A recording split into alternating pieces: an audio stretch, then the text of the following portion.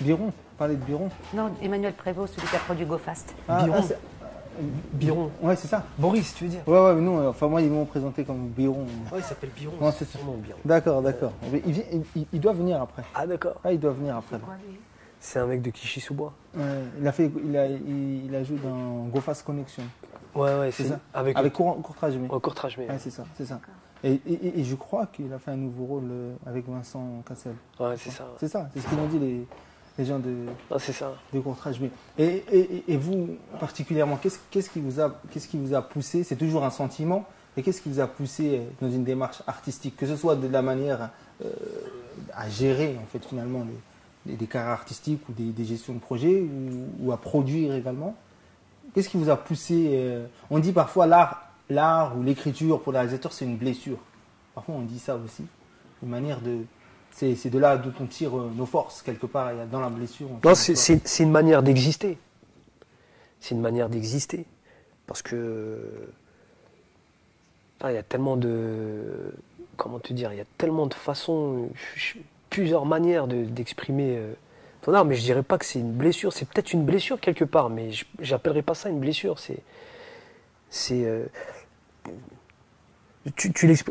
Un sportif, un footballeur, un mec qui fait du sport de combat, ou un artiste qui est sur scène ou qui exprime avec sa caméra, c'est à peu près pareil. C'est-à-dire, il a la même énergie, mais il l'exprime d'une autre manière.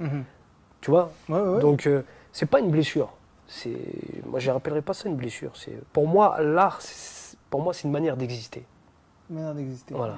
Moi, je dirais que c'est plutôt une forme d'expression. Une forme d'expression, une manière d'exister. Plus qu'exister, parce que c'est surtout l'expression qui m'intéresse. Et l'expression, voilà. Parce qu'on peut s'exprimer dans différentes formes d'art. Il y a le cinéma, il y a la peinture, il y a la danse, il y a la musique. Bon. Non, parce qu'il disait à l'instant que c'est une manière de... On dit souvent, comme quoi tu es blessé. Mais c'est pas ça. Mais non, ça n'a rien à voir. Non, c'est pas. Mais ça répond aussi à une frustration. Moi, par exemple, et c'était aussi pareil pour Omar quand on en parle, ça répond surtout à une frustration. Depuis qu'on est petit, de ne pas pouvoir s'exprimer sur des thématiques qu'on découvre à travers la télé, souvent. L'artistique, la réalisation, la production, c'est aussi une moyen de pallier cette frustration. Et du coup, tu vas prendre la parole parce qu'on ne te la donne pas. Donc, tu essaies de, entre guillemets, de jouer du système intelligemment.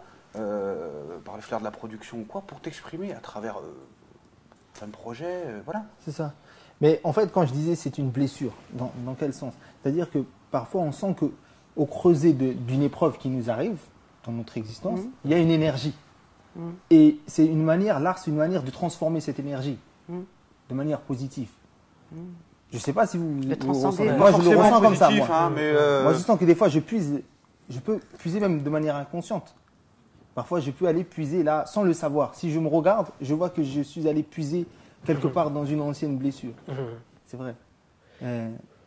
Ouais. Sans que ce soit, c'est pas quelque chose, justement, c'est pas voué à la sclérose en fait. C'est justement voué à la dynamique. Surtout pas. Voilà. Surtout pas parce que là on s'enferme et là. Voilà. C'est dangereux. Bien sûr. C'est une ouverture sur les autres, c'est aussi un partage, c'est aussi montrer des choses. Et puis. C'est aussi, quand on parle, enfin moi c'est vrai qu'il y a un thème qui me dérange, mais entre guillemets, c'est quand on parle artistiquement parlant, cinéma engagé. Après l'engagement, ça dépend, parce qu'on a tous des engagements au fin fond de soi-même. Et on veut surtout faire passer des choses et dire des choses à travers ce qu'on montre. Mais l'engagement, c'est réducteur à un moment donné. C'est vrai. Enfin, pour moi, moi, j'ai commencé vraiment par hasard, donc moi, je suis vraiment très atypique. Mais comment tu as commencé? Mais vraiment par hasard. Moi, je suis quelqu'un qui habite en région parisienne, et puis il y avait un cinéma qui s'est ouvert dans un endroit quand même qui était assez regardé à l'époque, qui est Sevran. Donc, il y avait un complexe qui s'ouvrait. Il se trouvait que j'avais envie d'aller un petit peu plus dans le cinéma et que j'allais beaucoup. J'étais très cinéphile depuis très jeune. Et puis voilà, je suis arrivée par hasard ici. Et puis j'ai découvert des choses, et j'ai découvert surtout des gens qui habitaient autour, c'était des cités. Et je me suis dit, ça serait bien de faire la formation du jeune public au cinéma. Voilà comment l'aventure elle a démarré. Parce que pour moi, c'était important d'éveiller leur sens critique, dépasser j'ai aimé, j'ai pas aimé. Et je me suis dit, c'est eux les citoyens, enfin c'est eux les prochains spectateurs, donc il faut leur donner le plus possible.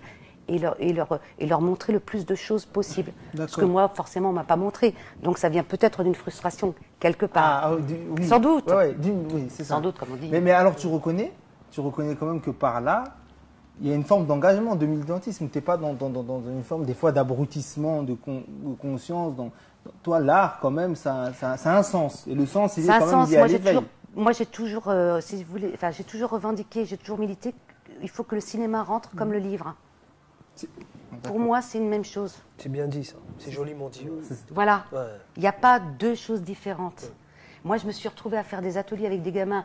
Personne n'en voulait de ces mots, mais c'est des gamins, on sortait des choses, mais c'est extraordinaire. Extraordinaire. Extraordinaire, voilà. Alors, c'est à partir de là que je me suis dit, ouais, il y a des choses à faire, il y a des choses à transmettre. Donc, pour moi, les programmes scolaires, alors je ne veux pas non plus, mais pour moi, dans les programmes scolaires, pour moi, l'image est importante, aussi importante que le livre. Ouais. On lit Molière, on lit machin, on lit Shakespeare. Voilà, je trouve que c'est important que ça rentre aussi à l'école, tout petit. Et le travail sur l'image est essentiel pour ces gamins.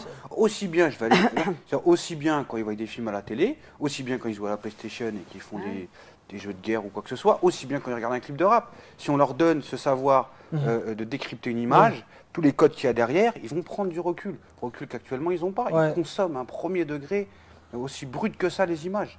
Et c'est un grand danger. Alors toi, tu as produit notamment le documentaire qui a fait couler de l'encre. Oui, Fleury, les images interdites. Voilà, Fleury, les images interdites. Produit avec Omar. C'était dans ce sens-là aussi, c'est-à-dire, bon là, on n'est pas dans la forme finalement, on est plutôt dans le fond, dans le contenu. Qu'est-ce qui s'est passé? Comment ça s'est passé un petit peu? Qu'est-ce qui a poussé? Alors, déjà, Fleury, les images interdites, c'est une initiative des détenus eux-mêmes qui ont décidé de montrer la réalité de leur incarcération parce que, ils en avaient marre de voir des reportages à la télé qui étaient trop encadrés, pour pas dire complètement bidonnés. Puisque l'administration pénitentiaire organise la presse qui vient filmer, d'accord. Voilà. Donc c'est vraiment parti de là. Et puis ils arrivaient tous à un parcours et à un âge où ils se sont dit tiens, il y a peut-être un truc à faire pour les plus petits, leur montrer, casser un peu le fantasme de la prison qui est entre oses dans leur tête et enfin bon, plein de choses. Et ces deux choses-là, les ont motivés pour faire rentrer clandestinement une caméra. Ils ont filmé pendant 8 mois. Et nous, on intervient après ces 8 mois, puisque là, on vient nous voir avec ces images. Et nous, là, on a entamé un travail de production qui était certes pas facile, mais qui a abouti. Qui a abouti. Voilà. Donc, politiquement, ça a fait un peu bouger les consciences. Alors, ça a fait... juste du bruit. Ce qui était intéressant, alors je ne sais pas si on peut dire politiquement, ce qui était intéressant, c'était au niveau de l'opinion publique. D'accord. Parce que du coup, il y avait de tous bords et de tous les points de vue, il y avait des clichés. On était dans le cliché, ou dans un cliché de misérabilisme, exacerbé, trop lourd à porter pour une opinion publique qui voit le détenu comme un paria et donc qui ne veut pas trop être regardant à ça. Et puis d'un côté, des gens qui disent non, la prison c'est absolument mérité, si les gens peuvent crever en prison, qu'ils y crèvent. Je résume rapidement une pensée. Et du coup, et la vérité, elle n'était ni là, ni d'un côté, ni de l'autre. La vérité, c'était de reconstruire quelqu'un. Parce que le discours qui est de penser aux victimes, il faut aussi penser aux victimes à venir. Donc si quelqu'un ne se reconstruit pas en prison, c'est aussi un danger, je veux dire, de ne pas lui permettre humainement de se recréer, de se refabriquer, voilà. D'accord. On est quand même, je ne sais pas toi, Ravid, mais on est quand même là tous dans une dynamique militante. On peut militer pour tout et n'importe quoi, donc ça ne veut rien dire aussi, mais on s'entend où il y a un parti pris de volonté, d'indépendance, de transparence sur des sujets qui parfois laissent à désirer, c'est-à-dire au niveau pas forcément de la vérité, puisque la vérité, elle est, comme on a dit, pas ni d'un côté ni de l'autre forcément, mais sur la réalité qui peut parfois être injuste. Je ne sais pas comment toi tu vis les choses, mais est-ce qu'il y a des difficultés finalement à dire, à transmettre des réalités difficiles? Forcément. Parfois. Moi, dans la question que tu me poses, là, je peux partir dans tout... Freestyle. Pas freestyle, mais je peux partir dans tous les sens. Parce que ce que tu dis, c'est juste, mais en même temps, moi, par exemple, mon parcours à moi personnel, c'est que je me suis rendu compte très tôt que en passant des castings, en machin, parce que je suis acteur et je suis devenu réalisateur par accident. D'accord. Parce que voilà, j'avais besoin d'exprimer des choses Et c'est des choses-là, je ne les retrouvais pas dans les textes qu'on me donnait ou quand on m'engageait ou machin. Voilà, et puis il y a plein de, comme tu disais, il parlait tout à l'heure de frustration. Il y a une sorte de frustration parce que quand tu présentes à un bureau de casting et qu'on te dit oui, t'as une bonne gueule, c'est bien, t'as une bonne énergie, c'est bien, mais on va pas prendre toi parce qu'on préfère prendre un tel, parce que l'autre il a plus de buzz que toi, parce que l'autre c'est le fils d'un tel, c'est le ceci, c'est le cela. Ah, j'ai dit ok, d'accord. Et c'est là où j'ai décidé de prendre les choses par moi-même. Prendre les choses en main. Voilà, prendre les choses en main, c'est-à-dire j'ai monté ma structure, j'ai commencé à écrire. Je ne suis pas le seul dans ce cas. Ouais. Voilà, j'ai croisé Omar tout à l'heure dans les couloirs, on en reparlait et tout. On fait partie des comédiens, des acteurs auxquels on pense pas forcément, quoi. Donc à partir de là, on fait.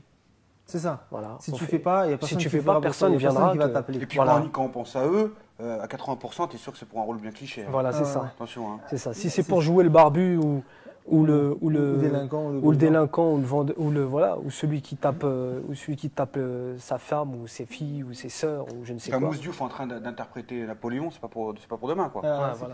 C'est clair. Enfin, si, dans un truc comique, ça ils aiment bien. Ils aiment bien.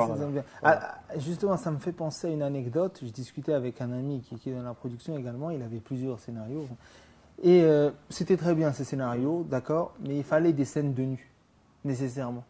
Il fallait, et qui dit on met en fait les scènes de nu, bon, elles sont suggérées, mais on ne les montre pas. Non, ça passe pas. Il faut qu'on les montre, il faut qu'on les montre bien. Et lui, par rapport simplement à son éthique, non, c'est pas possible. Et jusqu'à présent, il galère. Bon, il a sorti sa propre structure aussi, et maintenant il y arrive. Et c'est vrai qu'à un moment donné, on se demande, quoi. À un moment donné, est-ce que le cinéma, c'est pas devenu l'instrument, hein? C'est devenu un instrument pour parfois conserver encore sous certains angles. Oui, non, parce qu'après, c'est comme les comédiens, c'est des choix personnels. Dès lors que tu peux pas te déshabiller de ta nature, de ta culture, de tes principes. Bon, même quand tu vas, surtout même dans des métiers comme la réalisation, où tu vas réaliser avec ton œil à toi, ton esprit artistique, et c'est un mélange de tout ce que tu es, tes convictions, tout ça. Donc dès lors qu'on t'impose, on te dit non, ça marche comme ça, et tu as le droit de refuser. Mais de la même manière que tu refuses, tu ne dois pas le reprocher. Qu'on te le propose, mais qu'on te l'impose. Qu'on te l'impose, on ne peut pas t'imposer un truc. Parce que moi, tu ne peux pas m'imposer, en tant que réalisateur, de me dire ouais, tu fais ça, ou sinon tu fais pas, parce que je ne fais pas. Donc je ne rentre pas dans ton système. Voilà. Je dis non. Mais je ne peux pas te le reprocher derrière. Exactement. Parce qu'il y a un scénario qui a été écrit, il y a quelque chose qui a été pensé, et à un moment donné on se tourne vers toi parce qu'on veut te confier la réalisation, on te fait confiance, mais tout se négocie. Rien ne s'impose, je suis d'accord avec ça. Mais le fait que c'était pensé comme ça, et que derrière tu arrives en disant écoutez non, moi j'ai pas envie de... Si tu le justifies artistiquement, attends, je vais nuancer. Si tu le justifies techniquement, artistiquement, en disant voilà, je pense qu'on valoriserait cette scène, bon, en effet, là c'était quelqu'un d'ouvert et tout, et que l'argumentaire est apprécié, ça va se faire naturellement. Maintenant, si tu n'argumentes pas derrière, c'est sur le principe, tu dis écoutez, moi ça me gêne de montrer du nu, bon. Là, c'est pas possible, c'est frontal. Mais quand tu écris le scénario, parfois pour vendre des scénarios, on te dit mais non, mais ajoute un peu de. Voilà. Alors ça reste, c'est très rare. Oui, c'est rare. C'est par exemple, quand on peut mettre Sophie Guillemin, oui. Elle disait récemment qu'elle n'avait plus de rôle. Elle n'avait plus de rôle sauf les rôles. Oui, mais qu'elle change d'agent, parce que qu'elle change tout. d'agent, parce que je crois pas. C'est vrai, hein. Je pense qu'il ne faut pas fantasmer ce côté-là. C'est un truc qui est souvent abordé en coulisses ou quoi, même par les comédiens, tout ça. Je pense que c'est plus du fantasme. Il y a bien sûr ponctuellement parfois des producteurs un peu, voilà, mais ça reste vraiment marginal.